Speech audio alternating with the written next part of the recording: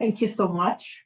Thanks a lot, Mr. Kaveh Zahedi, Deputy Executive Secretary, UNESCAP, distinguished panelists and participants.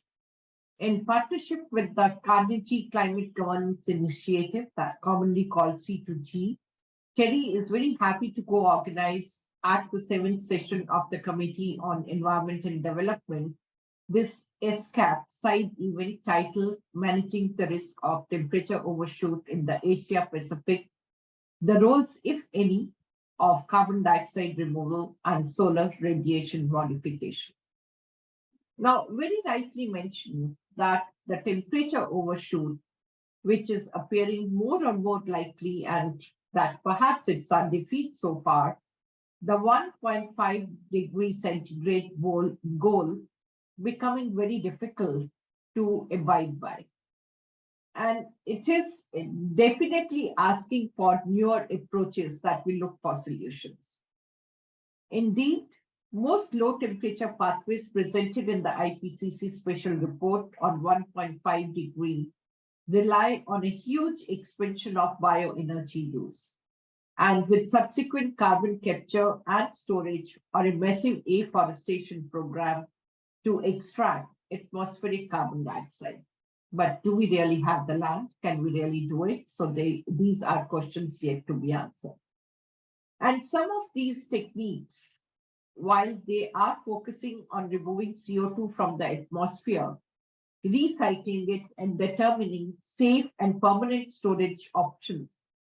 But as I said, that time will tell us how practical those solutions are.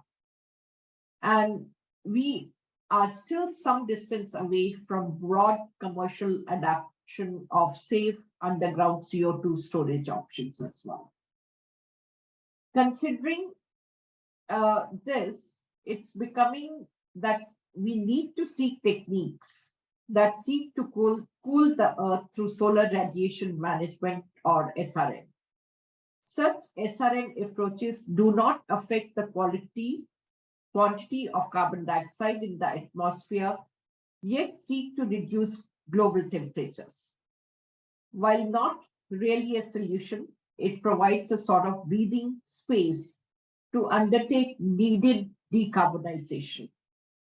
SRM appears cheaper and thus more appealing to some compared to further reducing GHG emissions or using carbon dioxide removal methods.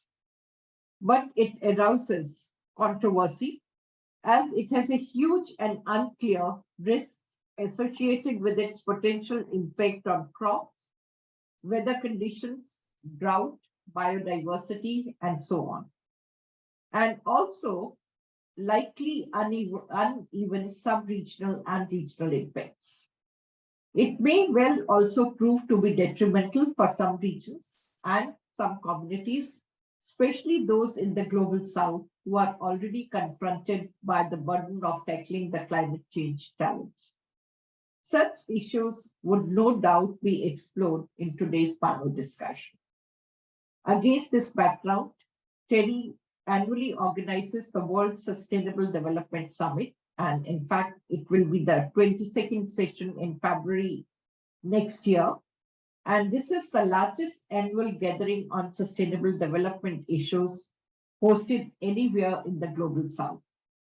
This year, WSTS is from 22nd to 24th of February 23 in New Delhi. And after a 2-year gap, this year will be a hybrid mode because I'm sure many participants would be able to attend in person.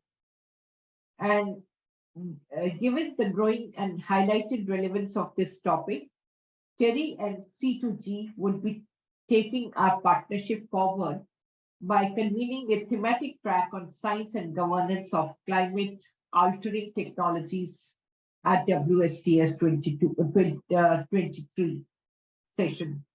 We hope that discussions at such events would enhance awareness of the latest scientific and governance developments pertaining to large-scale carbon dioxide removal and solar radiation management and the risks associated and concerns. And I'm sure because even discussions over there with larger gathering will give us what are the questions asked and what are the fears in the mind of people, and develop the research agenda forward. I wish today's panelists and participants to have fruitful discussions and outcomes. Thank you so much.